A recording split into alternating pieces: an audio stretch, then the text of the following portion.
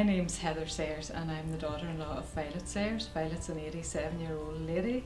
She lives just up the road from me and she's currently getting the self-directed support. She took dementia, I suppose, it's a good number of years ago now, since her husband died, and she cared for him for about 5 years. Before that he had a stroke and was totally immobile, and she was the main carer for him.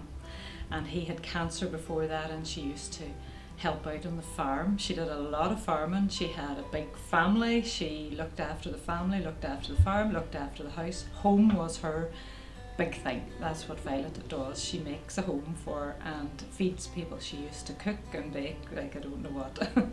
She doesn't do that much anymore, but that was her main interest, was that. She likes to take care of herself. She looks after her appearance, always likes to look well, likes nice clothes, likes to know that she's looking her best. She likes to get to the town, do shopping, and she likes to go to church. That's a very important part of her life. She loves to go out every Sunday to church and get herself all dressed up for that.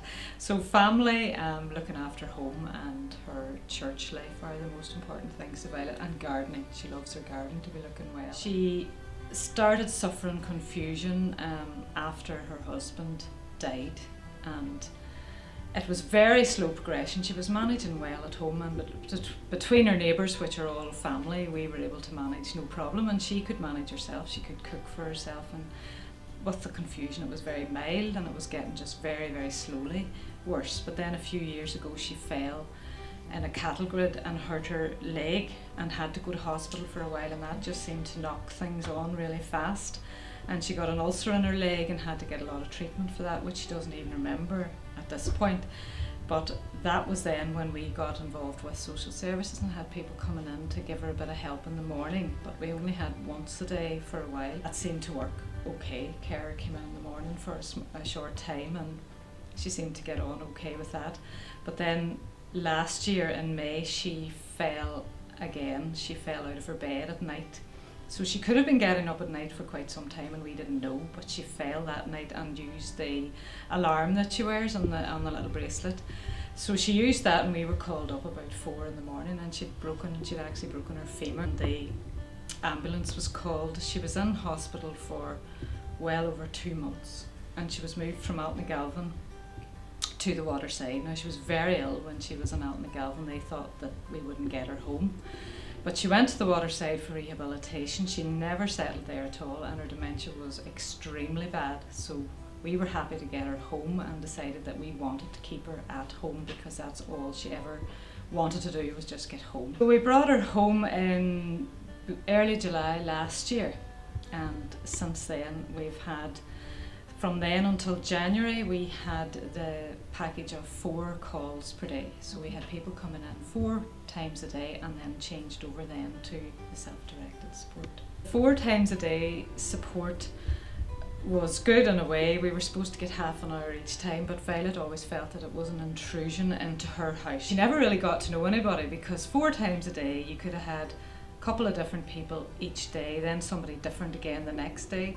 So she never really got to know the people who were coming in. Now they were very good and offered all the help that they were supposed to, but they wouldn't have been there maybe 5 or 10 minutes till she was telling them to just go ahead, and they were maybe not having very much to do because she said she had eaten when maybe she hadn't. So whenever Michaela mentioned that we could go down this road of self-directed support, I thought that it sounded like a really good idea, because there would be maybe some continuity of person there. So we looked into how many hours we could get. We managed to source a carer, and we did that through word of mouth. That was asking around. Just there are lots of carers out there in the community. If you know one, you ask them, do they know anybody else who's currently free? So Pauline was recommended to us to start with. So we started with Pauline, and it has worked out really, really well. She knows Pauline now as a friend. Pauline comes in for blocks of time. Pauline takes her out on trips, a day out. They went to Oakfield Park last week in her phone, had a lovely day out, even just to the town for an ice cream or a drive around where she used to live, which she's always talking about. Pauline makes her days interactive and social, and she would see Pauline now more as a friend than as anybody coming in to care for her. The benefit to us is really the block of time that we know that she's safe and well and that she's actually having some interaction with someone. They're now part of her life and we get them in blocks of time. And the other benefit is flexibility. Flexibility is fantastic because we can decide when we want the care to take place to try and work with the carer to find the most suitable time for everybody. So we know that at key times of the day that she is well looked after, and it gives us the freedom then to go and do things that we want to do. We have a mixed package for Violet. We have option 1 and option 3. We still have the carers that we had before coming in the morning. That worked really well because it's between 2 people and they come in the morning for half an hour, and it takes a half hour that morning, so the time is well used. It takes a half an hour to get her up out of bed and to get washed, dressed and out to the table for breakfast. But then we use the other times, the 3 times we had a day. Rather than that, now we have the self-directed or direct payment option for option 3, and that has worked really, really well. She was offered daycare for one of the days and she did try that.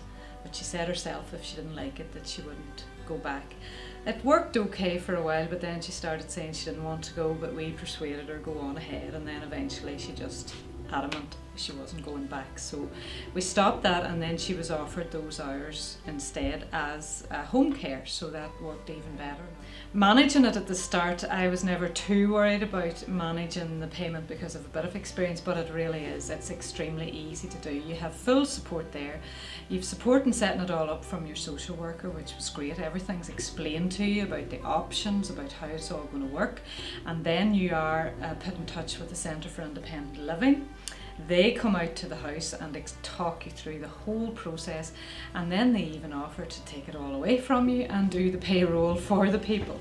So all you really have to do is organise the times that the carers will come, be aware of what holidays they can have, and the Centre for Independent Living will write all that up for you in a contract, what the hourly rate would be, and they tell you through the payroll what they need paid each month, and it's all sorted for you. It really is easy. I worked along with Michaela, and Michaela was the driver of it as social worker of the support plan, and there's a very detailed support plan done out in consultation with Violet herself. So we were able to establish what she wanted, what she liked, and what support plan would suit her the best. So there's a support plan drawn up, and then as her needs have changed, which they have done since we started, then the support plan is reviewed in light of those needs, so it's always up to date and always telling you what Violet actually needs. In terms of the self-directed support, there is I would say it's about 1,000 times better than what we had before. It's exactly what we need for Violet. We really appreciate the support that we do get, and we think it's real high quality care for someone with dementia.